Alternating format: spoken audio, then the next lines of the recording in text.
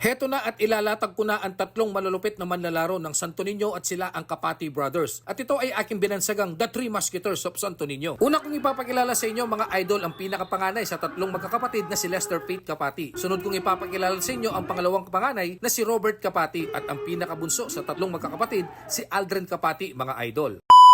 Sa kasalukuyang henerasyon ng tatlong magkakapatid na ito mga idol ay mas angat ang pangalang Lester Fate Kapati na kung saan ito ang pinakapanganay sa kanila. Dahil siya ay laman ng mga ligang labas at lagi ito nakukuha sa mga open league sa iba't ibang barangay. Si idol Lester Fate Kapati ay isang 18 years old lamang at lumalaro ito bilang point guard at shooting guard. Naging season MVP na rin ito at lagi itong napapasali sa Mythical 5. Sa unang pagsalaksak ni idol Lester ay agad itong nakapagtala ng N1 at hindi dito nagbinti sa free throw mga idol. Bigla din itong bumibira sa 3-point area ngunit bigyo itong makapuntos. Bumawi naman ito sa kanyang pagsalaksak at gumamit pa ng kaliwang kamay upang makapuntos. Buo ang loob at matapang sa bola ang Lester Fate kaya naman sa kanyang pagsalaksak ay talagang lumilipad ito mga idol upang siya ay makapuntos ng napakainam at napakaswabe. May kulang at diskarte kung ito ay lumaro at higit sa lahat ito ay napakahusay pumasa upang makapuntos ang kanyang teammate. Napakasimple kung lumaro ng tatlong magkakapatid na ito. Walang kaangas-angas sa loob ng hardcourt pero meron silang ibubuga pagdating sa laro. Ang pinakapanganay ay talagang lumilipad at gumagawgaw ng bola at nakakakuha pa ito ng isang N1 play kaya naman siya ay nagkaroon ng tsansang tumira ng bonus shot. Bigo nga lang itong may puntos. Malupit at mahusay ang kanyang ball handling skills mga idol kaya naman sa kanyang pagsalaksak ay nakakahanap ng butas upang makapag-assist at makapuntos ng napakasimple. At bago magtapos ang kanyang highlights ay nagtala ito ng napakalupit na 3-point shot sa 3-point area at nagflex pa ang kanyang mga fans kaya naman shoutout sa inyo mga idol.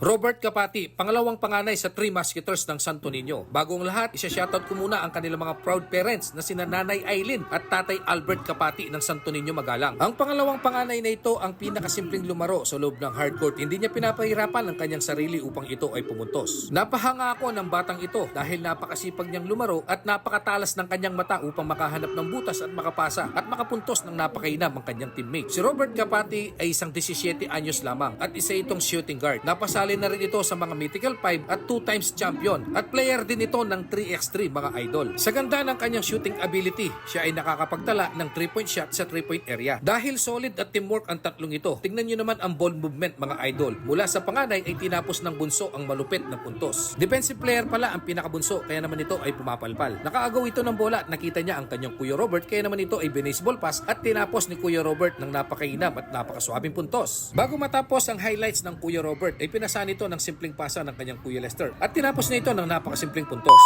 Ang pinakabunso at pinakamatangkad sa lahat ng Kapati Brothers mga idol, Aldrin Kapati, isang 15 anyos mga idol. Ito ay isang power forward at shooting guard. Player din ito ng 3x3 at 2 beses na rin itong naging Mythical 5. 2 beses din itong nag-champion at isang kaliwat kanan na manlalaro. Simple at magaling pumesto sa ilalim kaya naman ito ay nakakapuntos at napapasahan ng napakainam at napakaswabe. Mula sa kanyang Kuya Robert ay nakita niya sa ilalim ang pinakabunso at ito ay kanyang ipinuntos ng napakainam. Bago ang lahat at bago ko makalimutan, isa-shoutout ko muna ang nagsisilbing bayani at sentro ng liga. Sa loob ng hardcourt sila ang mga referees. Ang MABRO o Metro Isles Basketball Referees Official. Shoutout sa inyo mga idol. Shoutout din sa kanilang Barangay Captain Maximo Roque at sa kanilang SK Chairman, SK Sani Capio. Tulad ng sabi ko, ang kanilang bunso ay isang kaliwat kanan kung pumuntos. Kaya naman ito ay pumuntos sa kanilang kaliwang kamay. Kaya naman napatawag ng timeout ng kanilang kalaban nang wala sa oras dahil malulupit at tatlong Kapati Brothers na ito. Kung sakaling umabot ka pa sa part ng video ito, pwede ka bang mag-comment kung taga saan ka? Para naman alam ko kung hanggang saan napadpad ang video ito. At kung gusto mong lagi kang updated sa mga videos na aking na-upload, ay huwag mong kalimutan ang mag-follow sa aking page at mag-like ng aking mga videos. Maraming salamat! Bago nga matapos ang kanilang full highlights video ng The Three Musketeers ng Santo Niño, ang Kapati Brothers, ay nagpakita ito ng napakagandang ball rotation mula sa kanilang panganay, pangalawang panganay at tinapos ito ng napakalupit na 3-point shot ng kanilang bunso na si Aldrin Kapati. Sobrang shooter ng kanilang bunso na si Aldrin kaya naman ito ay nagtala pa ng panibagong 3-point shot bago magtapos ang kanyang full highlights video.